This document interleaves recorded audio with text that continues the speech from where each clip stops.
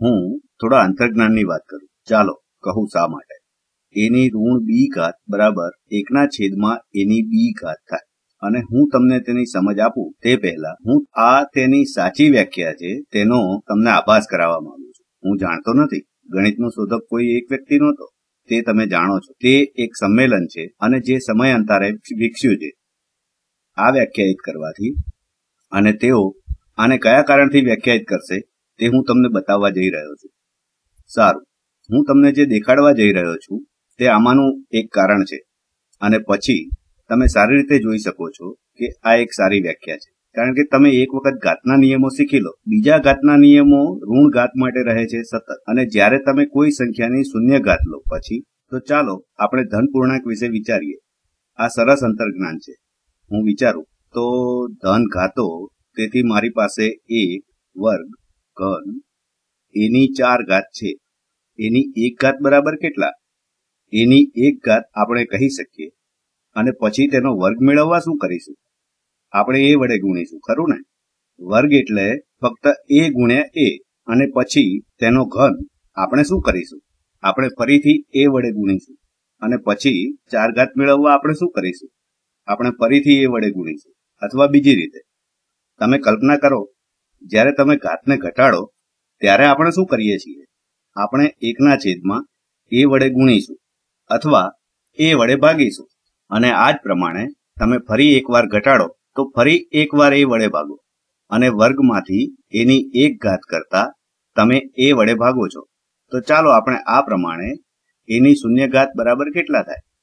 તો પહેલા અઘરો દાખલો. તો એની શૂન્ય ઘાત તો તમે શોધ કરી, ગણિતની શોધમાં હતા. અને તમારે તે વ્યાખ્યાયિત કરવાનું છે કે એની શૂન્ય ઘાતની કિંમત શું થાય. અને તમે જાણો છો તે કદાચ 17, તે કદાચ પાઈ હશે, હું નથી જાણતો. એની શૂન્ય ઘાત બરાબર કેટલા થાય તે તમારા પર મૂકું છું. પણ જો એની શૂન્ય ઘાતને આ રીતે આગળ કરીશું તો તે કામ કરશે નહીં. અહીં તમે દરેક વખતે જે ઘટાડો છો ત્યારે તેને a વડે ભાગો છો, ખરું ને? તો જો તમે એની 1 ઘાતમાંથી એની શૂન્ય ઘાત કરતા તેને ફક્ત a વડે ભાગવાથી કામ કરશે? તો ચાલો આપણે તે કરીએ. તો જો આપણે એની 1 ઘાત લેતા જે ફક્ત a છે તેને a વડે ભાગતા, ખરું? તો આપણે a વડે ભાગતા આપણે ફક્ત a વડે ભાગવા જઈ રહ્યા છીએ. a વડે ભાગવું એટલે શું? સારું, તે ફક્ત 1 રહેશે. તો જ્યાં આ વ્યાખ્યા અથવા આ એક ગમે તે સંખ્યાની શૂન્ય ઘાત બરાબર 1 કેમ થાય છે તેની સમજ છે. કારણ કે તમે જ્યારે આ સંખ્યા લેશો અને તેને તે જ સંખ્યા વડે 1 વધારે વખત ભાગતા તમે માત્ર 1 મેળવશો. તો આ થોડું વ્યાજબી છે. પણ ચાલો આપણે ઋણ પ્રદેશમાં જઈએ. તો એને ઋણ 1 ઘાત બરાબર કેટલા થશે?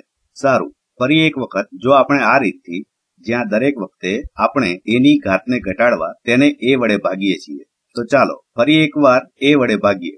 તો 1/, a મળશે. તો આપણે એની શૂન્ય ઘાત કરવા તેને a વડે ભાગતા એની શૂન્ય ઘાત બરાબર 1 થાય. તો 1 ને a વડે ભાગતા શું થાય? તે 1/, a થાય. હવે તે આપણે એક વધારે વખત કરીએ અને પછી હું વિચારું કે તેની સમજ તમને પડી હશે. સારું, તમને કદાચ અગાઉથી જ તેની સમજ પડી હશે. એની ઋણ 2 ઘાત બરાબર કેટલા થાય? સારું, આપણે ઈચ્છીએ, તમે જાણો છો, આ રીતે બદલવી તે મૂર્ખામી છે.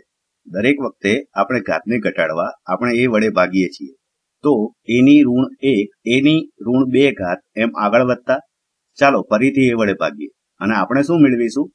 જો તમે 1/, a લેતા અને a વડે ભાગતા તમને 1/, a વર્ગ મળશે. અને તમે જો આ પ્રમાણે ડાબી બાજુ આગળ જશો તો તમને એની ઋણ b બરાબર 1/, એની b ઘાત મળશે. આશા રાખું છું કે તે તમને આવું શા માટે થાય છે તેની સમજ આપશે. સારું, સૌ પ્રથમ તમે જાણો છો મોટું રહસ્ય શું છે? તમે જાણો છો કોઈ સંખ્યાની શૂન્ય ઘાત બરાબર શા માટે 1 થાય? સૌ પ્રથમ આપણે એક વાત યાદ રાખો કે આ માત્ર વ્યાખ્યા જ છે. કોઈકે આ નક્કી કર્યું છે કે તેના બરાબર 1 થશે, પણ તેની પાસે ખાસ કારણ હતું અને તેના આ કારણોથી જ આ રીતે કામ કરે છે. અને આ જ કારણસર ઋણ ઘાતને તેઓએ વ્યાખ્યાયિત કરી હશે. અને તેના વિશે અગત્યનું, જ્યારે તમે ઘાતનો ઘટાડો કરો છો ત્યારે a વડે ભાગો છો, અથવા જ્યારે તમે ઘાતને વધારો ત્યારે a વડે ગુણો છો. પણ તમે ઘાતના નિયમોની વિડીયો જોશો તે પ્રમાણે બધા જ ઘાતના નિયમો કોઈ સંખ્યાની શૂન્ય ઘાતની વ્યાખ્યા સાથે સુસંગત છે અને આ વ્યાખ્યા જ કોઈ સંખ્યાની ઋણ ઘાતની વ્યાખ્યા છે. આશા રાખું છું કે તમને આ મૂંઝવશે નહીં અને તમને તેની અંતરસમજ અને કંઈક રહસ્ય છતું કર્યું છે. પ્રમાણિકતાથી તે પહેલી વખત શીખતા તદ્દન રહસ્યમય લાગશે.